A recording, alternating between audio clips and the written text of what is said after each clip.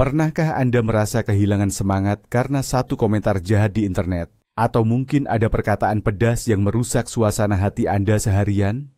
Bagaimana jika saya memberitahu Anda bahwa ada strategi rahasia kuno untuk pikiran Anda yang memungkinkan Anda menangkis semua negativitas itu layaknya perisai tak tertembus menangkis anak panah? Hari ini, kita tidak akan berbicara tentang pemikiran positif ala tersenyum saja. Kita akan membahas stoikisme, filosofi para kaisar Romawi dan gladiator. Dan saya berjanji, Anda akan belajar bagaimana mengubah setiap serangan yang menimpa Anda menjadi sumber kekuatan Anda sendiri. Jangan gentar mendengar kata filosofi. Stoikisme bukanlah ceramah yang membosankan, melainkan panduan praktis untuk menjalani hidup yang diciptakan lebih dari 2000 tahun yang lalu di Yunani kuno dan Roma. Tokoh utamanya adalah Kaisar Marcus Aurelius, penasihat Kaisar Seneca, dan mantan Buddha Epictetus. Orang-orang ini setiap hari menghadapi pengkhianatan, peperangan, dan bahaya maut. Dan sistem mereka untuk bertahan hidup dan meraih ketenangan masih berfungsi hingga kini. Ide utama para stoik sangat sederhana, namun brilian. Kunci menuju ketenangan dan kekuatan tidak terletak di dunia luar, melainkan di dalam pikiran kita. Mari kita cari tahu bagaimana cara menggunakannya. Baiklah, mari kita mulai dari pondasi, yaitu dari sebuah sistem operasi untuk pikiran kita, yang oleh para filsuf Stoa disebut dikotomi kontrol. Kedengarannya mungkin agak ilmiah atau rumit, tapi sebetulnya ini adalah ide yang paling sederhana dan paling ampuh. Bayangkan Anda menarik sebuah garis, membagi seluruh alam semesta menjadi dua bagian. Di satu sisi adalah segala sesuatu yang mutlak tidak dapat Anda kendalikan, dan di sisi lainnya adalah hal-hal yang sepenuhnya dalam kendali Anda. Lalu, apa saja yang termasuk dalam kategori pertama yang tidak bisa kita kendalikan itu? Hampir semuanya. Mulai dari cuaca, nilai tukar mata uang, hingga kemacetan lalu lintas. Dan yang paling penting untuk kita pahami hari ini adalah, ini juga mencakup pendapat, perkataan, dan tindakan orang lain. Kritik mereka, pujian mereka, komentar negatif mereka, atau bahkan ketidakpedulian total mereka. Mencoba memaksakan perubahan pada pandangan atau tindakan mereka, itu sama saja dengan berteriak pada badai agar ia mengubah arahnya.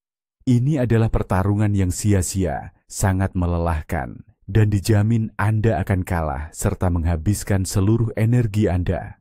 Baiklah, kalau begitu, apa sebenarnya yang tersisa? Apa yang masih bisa kita pengaruhi? Nah, disinilah bagian yang paling menarik dimulai. Karena di balik batasan itu, ada satu-satunya hal yang benar-benar penting dan yang sepenuhnya berada dalam kendali Anda. Itu adalah pikiran Anda sendiri, cara Anda menilai apa yang terjadi, dan bagaimana Anda bereaksi terhadap peristiwa-peristiwa tersebut. Coba renungkan ini. Tidak ada seorang pun yang bisa masuk ke dalam kepala Anda dan memaksa Anda untuk merasa tersinggung. Tidak ada yang bisa secara paksa menyulut perasaan marah atau kesedihan dalam diri Anda tanpa izin diam-diam Anda. Dunia luar mungkin bisa memberikan pemicu. Ia bisa saja menghadirkan suatu peristiwa. Namun, label yang Anda berikan pada peristiwa itu, baik, buruk, mengerikan, atau menyinggung, itu sepenuhnya pilihan Anda. Dan dalam pilihan inilah tersembunyi kebebasan serta kekuatan yang dahsyat. Ini adalah kekuatan super sejati Anda, kemampuan untuk mengelola dunia batin Anda, terlepas dari segala kekacauan di luar. Nah, langkah praktis pertama yang kita ambil sekarang adalah secara sadar tidak lagi mencurahkan energi dan waktu berharga kita pada hal-hal yang di luar kendali. Bayangkan energi Anda sebagai sumber daya terbatas, seperti daya baterai ponsel. Setiap kali Anda marah karena macet, khawatir akan tatapan sinis orang lain, atau berdebat berjam-jam di internet, Anda hanya membuang daya itu tanpa hasil. Mari kita ambil contoh konkret. Seseorang menulis komentar yang marah dan tidak adil kepada Anda di media sosial. Komentar itu sendiri hanyalah kumpulan piksel di layar. Itu adalah fakta eksternal, sama seperti suara hujan di luar jendela. Itu ada terlepas dari Anda. Anda tidak bisa menghapusnya dari pikiran orang lain atau memaksanya untuk berpikir berbeda. Itu di luar kendali Anda. Namun, apa yang terjadi selanjutnya, itu sepenuhnya adalah tanggung jawab Anda. Begini, antara suatu kejadian, misalnya munculnya sebuah komentar dan reaksi Anda terhadapnya, selalu ada jeda yang sangat singkat, hanya sepersekian detik.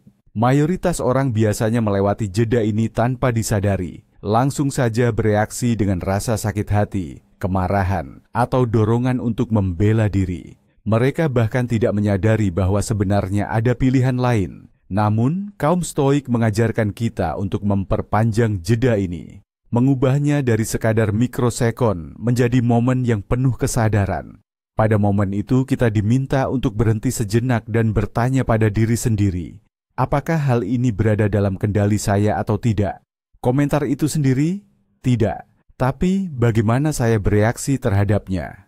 Ya, dan di titik inilah Anda bisa memilih untuk tidak merasa tersinggung. Anda bisa memilih untuk tidak marah. Anda bahkan bisa memilih untuk menganggap kata-kata itu sebagai suara kosong yang tidak perlu dihiraukan. Ini bukan soal menekan emosi, melainkan sebuah keputusan untuk tidak menciptakan reaksi emosional yang tidak perlu, apalagi hanya karena hal sepele.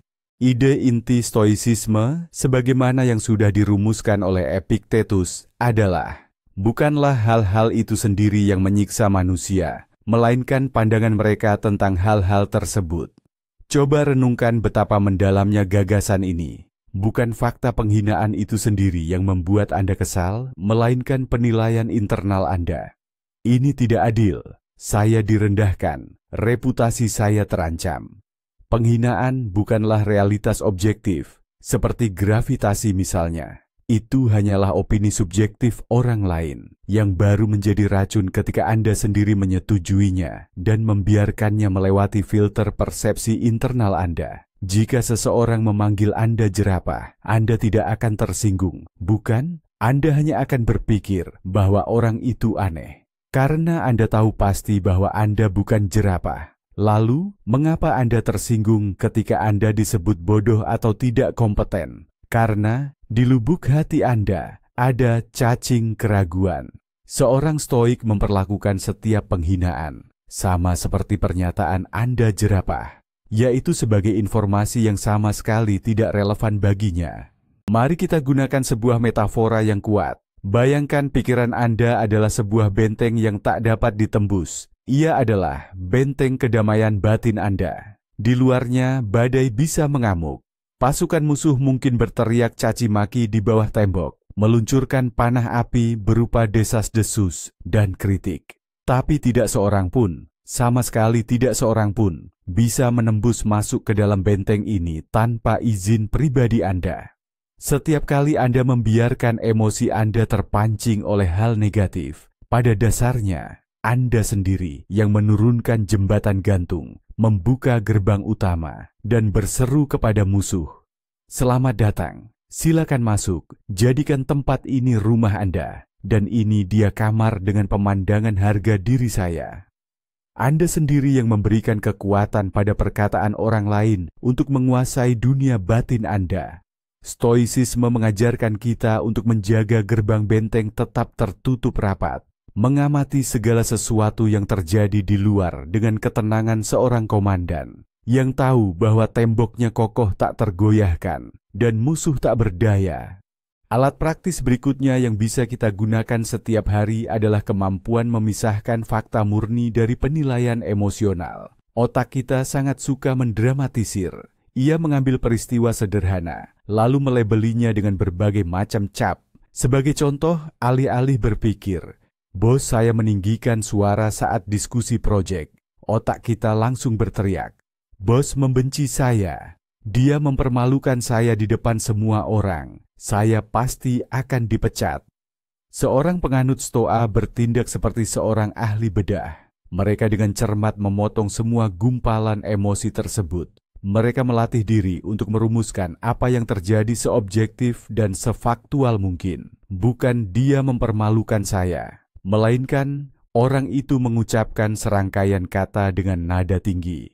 Anda bisa merasakan bagaimana tingkat dramanya langsung menurun, bukan?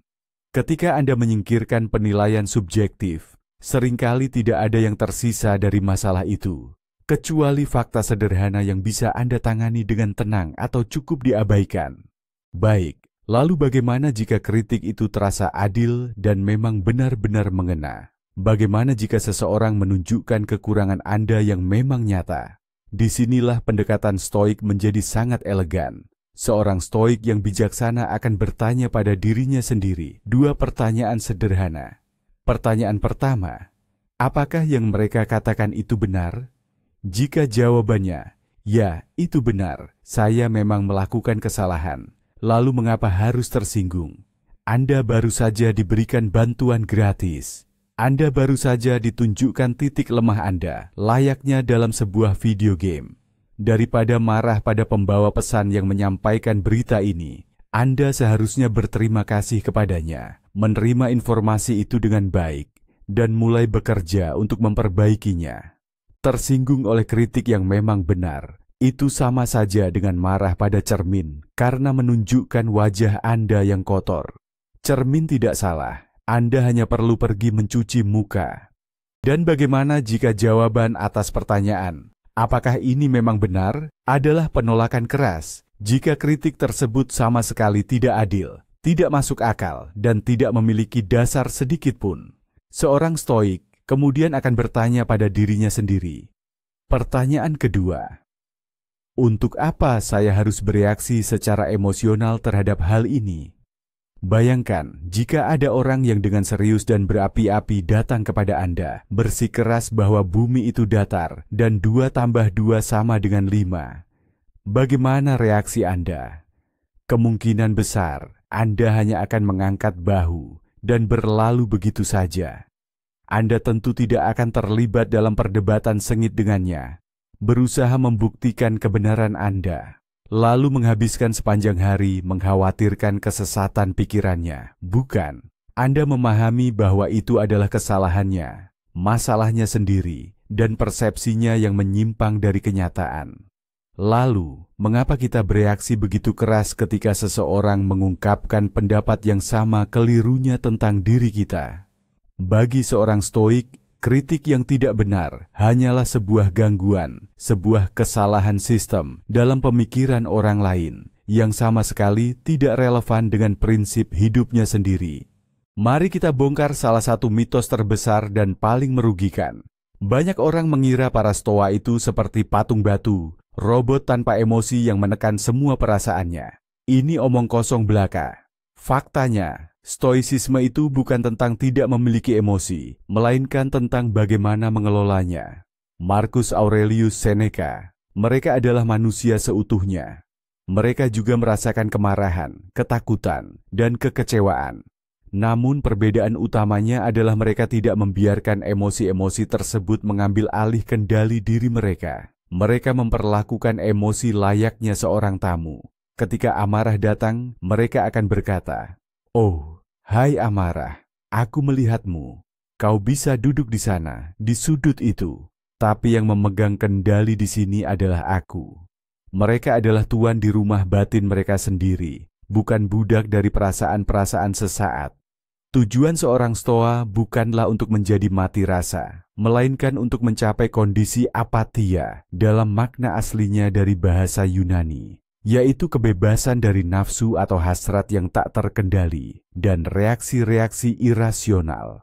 Berikut adalah satu lagi teknik brilian untuk kebersihan mental yang oleh kaum stoa disebut sebagai pandangan dari ketinggian atau pandangan Plato. Ketika ada sesuatu yang sangat mengganggu Anda, seperti rasa sakit hati atau masalah yang terasa begitu besar dan seakan menelan segalanya, cobalah latihan imajinasi sederhana ini. Bayangkan Anda terlepas dari bumi dan mulai naik semakin tinggi dan tinggi. Lihatlah rumah Anda, ia menjadi titik kecil.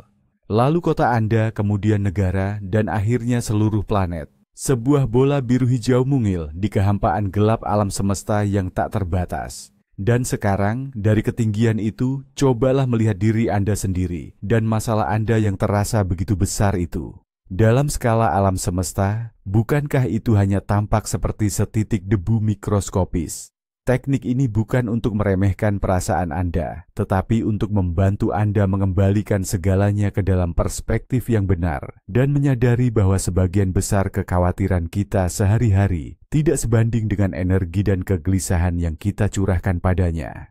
Para filsuf Stoik secara konsisten mempraktikkan apa yang mereka sebut memento mori. Ingatlah bahwa kita akan mati. Kedengarannya memang suram, tetapi sebenarnya ini adalah salah satu prinsip yang paling menguatkan dan menegaskan kehidupan. Mengingatkan diri terus-menerus bahwa waktu kita di dunia ini sangatlah terbatas, berfungsi sebagai saringan paling ampuh untuk memisahkan segala sesuatu yang tidak esensial. Begitu kita menyadari bahwa kita hanya memiliki sejumlah hari, jam, dan menit yang terbatas, kita akan mulai bertanya pada diri sendiri, apakah pantas saya menghabiskan setiap momen unik dan tak tergantikan ini untuk marah, dendam, atau berdebat dengan orang yang tidak dikenal di internet? Dan jawabannya hampir selalu adalah tidak. Seperti yang ditulis Marcus Aurelius dalam jurnalnya, tak lama lagi kamu akan melupakan segalanya, dan segalanya akan melupakanmu. Ini bukanlah pemikiran yang membuat murung, melainkan justru sebaliknya, sebuah pembebasan. Gagasan ini menyingkirkan semua lapisan yang tidak penting dan memaksa kita untuk benar-benar fokus pada apa yang paling berharga di sini dan saat ini. Ada lagi satu alat yang mungkin terdengar paradoks, yaitu premeditatio malorum. Ini bisa diartikan sebagai merenungkan keburukan sebelumnya atau visualisasi negatif. Berbeda dengan psikologi populer modern yang menyarankan untuk selalu berpikir positif, para filsuf Stoa justru menganjurkan sebaliknya. Setiap pagi, mereka merekomendasikan untuk meluangkan beberapa menit dan membayangkan skenario terburuk, di mana segala sesuatu tidak berjalan sesuai harapan. Misalnya, bayangkan Anda dikritik secara tidak adil, terjebak macet, atau orang terdekat mengecewakan Anda. Tujuan dari latihan ini bukanlah untuk membuat Anda depresi, melainkan untuk mempersiapkan mental Anda. Pertama, jika salah satu skenario buruk itu benar-benar terjadi, Anda tidak akan terkejut atau kaget. Anda sudah siap secara mental. Kedua, dan ini yang paling penting, jika tidak ada hal buruk yang terjadi, Anda akan merasakan kelegaan yang luar biasa dan rasa syukur atas hari yang biasa-biasa saja. Anda akan mulai menghargai hal-hal sederhana yang selama ini Anda anggap remeh. Baik, sekarang mari kita bicara tentang tujuan utama kita. Kemana sebenarnya arah yang kita tuju? Dunia modern seringkali meyakinkan kita bahwa kebahagiaan terletak pada pencapaian-pencapaian lahiriah.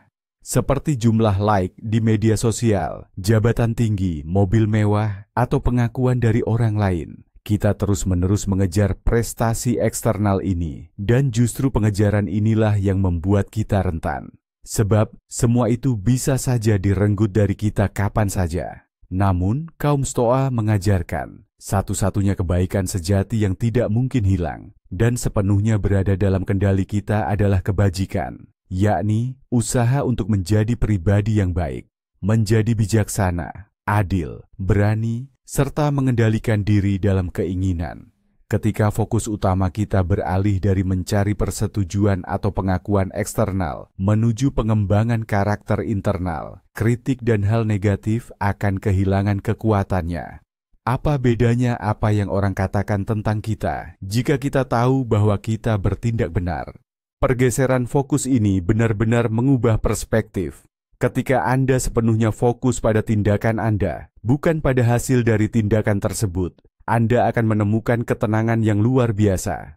Bayangkan Anda seorang pemanah. Tugas Anda adalah melakukan segala yang terbaik, berdiri dengan benar, menarik tali busur, membidik, memperhitungkan kekuatan angin, dan melepaskan anak panah dengan mulus.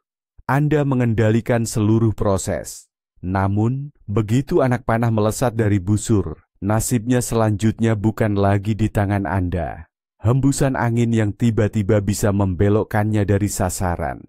Targetnya bisa saja roboh. Itu semua di luar kendali Anda. Begitu pula dalam hidup.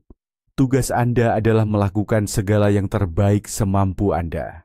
Apakah Anda mendapat ucapan terima kasih? Apakah upaya Anda dihargai? Atau apakah kerja keras Anda membuahkan hasil yang diinginkan? Itu semua adalah hal sekunder. Dengan telah menunaikan tugas Anda sudah menang, terlepas dari apapun hasil akhirnya.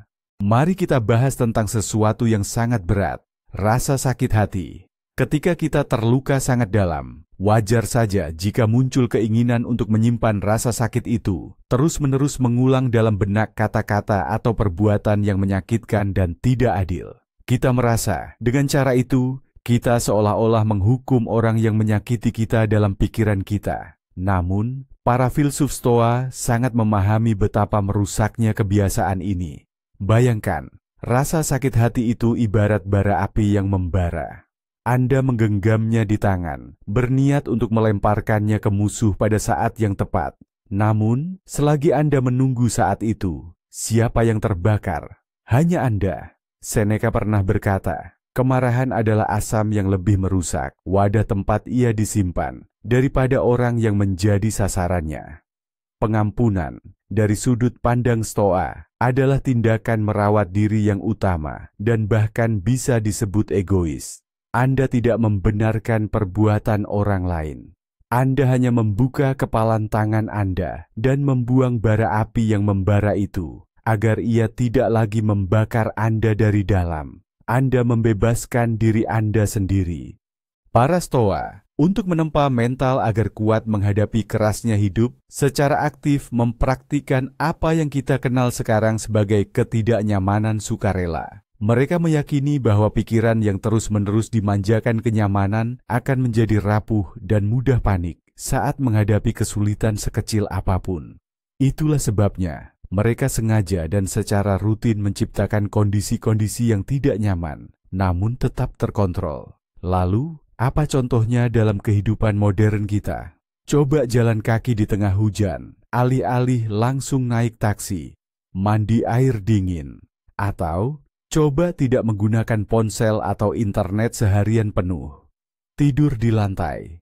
Intinya, ini bukan tentang mencari sensasi sakit atau masokisme, melainkan untuk membuktikan pada diri sendiri secara praktis. Lihat, aku bisa melewati ini. Memang tidak nyaman, tapi tidak mematikan. Setelah latihan semacam ini, masalah hidup yang sesungguhnya tidak akan terasa semenakutkan dulu. Kamu jadi tahu bahwa mentalmu punya daya tahan yang kuat. Sekarang, mari kita bahas tentang menjaga kebersihan lingkungan di sekitar Anda. Kita sudah membahas tentang melindungi benteng batin Anda, namun setiap benteng memerlukan pertahanan luar yang kokoh. Kaum Stoa menyarankan agar kita sangat selektif dalam memilih informasi dan orang-orang yang kita izinkan masuk ke dalam hidup kita. Jika berinteraksi dengan seseorang secara terus-menerus membuat Anda merasa terkuras, marah, atau cemas, mungkin sudah saatnya Anda membatasi interaksi tersebut. Ini bukan berarti Anda harus menghindari semua orang yang tidak sependapat dengan Anda. Namun, jika seseorang hanyalah generator berjalan yang terus-menerus memancarkan keluhan, gosip, dan energi negatif, maka berinteraksi dengannya ibarat mencoba tetap kering di tengah hujan lebat tanpa payung. Lindungi waktu dan ruang mental Anda. Saringlah lini masa dan langganan berita Anda. Perhatian Anda adalah sumber daya paling berharga. Jangan biarkan siapapun mencemari pikiran Anda dengan sampah informasi. Puncaknya, transformasi pola pikir paling dahsyat yang ditawarkan stoicisme adalah ini. Kemampuan untuk melihat setiap rintangan bukan sebagai tembok yang menghentikan Anda, melainkan sebagai jalan baru atau anak tangga yang membawa Anda naik. Kaisar Marcus Aurelius merumuskannya dengan sangat mendalam. Hambatan dalam bertindak justru memajukan tindakan itu sendiri. Apa yang menghalangi, itulah yang menjadi jalan. Apa artinya ini? Setiap hal negatif, setiap kesulitan, setiap kritik, semua itu bukan sekadar masalah. Itu adalah sebuah kesempatan. Kesempatan untuk melatih kesabaran, kesempatan untuk menunjukkan keberanian, kesempatan untuk menjadi lebih bijaksana. Seseorang menghina Anda, anggaplah itu latihan terbaik untuk mengendalikan diri. Proyek Anda gagal. Itu adalah pelajaran berharga yang tak ternilai untuk masa depan. Ketika Anda mulai melihat dunia melalui prisma ini, Anda akan menjadi tak terkalahkan. Sebab, segala sesuatu yang dilemparkan musuh atau takdir untuk membuat Anda tersandung, justru akan Anda ambil dan gunakan untuk membangun pijakan menuju keberhasilan Anda. Dan inilah kita sampai pada intinya, pada titik balik yang mengubah segalanya. Selama bertahun-tahun, kita berpikir bahwa tugas utama kita adalah mengubah dunia di sekitar kita, membuat orang menjadi lebih baik, dan memastikan keadaan selalu berpihak pada kita. Kita seolah berjuang melawan angin. Namun, rahasia utama stoisisme, kekuatan supernya yang sesungguhnya, terletak pada kebenaran yang mengejutkan ini. Anda tidak perlu mengubah apapun di luar diri Anda. Satu-satunya yang perlu diubah adalah sikap Anda. Saat Anda menyadari bahwa tidak seorang pun atau apapun dapat melukai pikiran Anda tanpa Anda izinkan, Anda menjadi benar-benar tak terkalahkan. Hinaan berubah menjadi sekadar kebisingan, kegagalan menjadi pelajaran, tragedi menjadi ujian karakter. Inilah kemenangan sejati, bukan atas orang lain, melainkan atas satu-satunya musuh yang berarti, reaksi Anda sendiri yang tidak terkendali. Singkatnya, ada satu hal yang pasti, Anda tidak bisa mengendalikan apa yang datang menghampiri Anda, namun Anda selalu bisa mengendalikan apakah hal itu akan mengenai Anda. Benteng internal Anda tak tertembus, kecuali jika Anda sendiri yang membuka gerbangnya. Terima kasih telah menonton video ini sampai akhir. Jika video ini membuat Anda merenung atau memberi Anda setidaknya satu wawasan baru yang berguna, silakan beri like dan berlangganan saluran ini agar tidak ketinggalan episode baru. Dan sekarang, pertanyaan untuk Anda. Negativitas mana yang paling sulit Anda abaikan secara pribadi? Kritik dari orang terdekat, serangan dari orang asing di internet, atau pikiran-pikiran self-kritik Anda sendiri? Tulis di kolom komentar, mari kita diskusikan.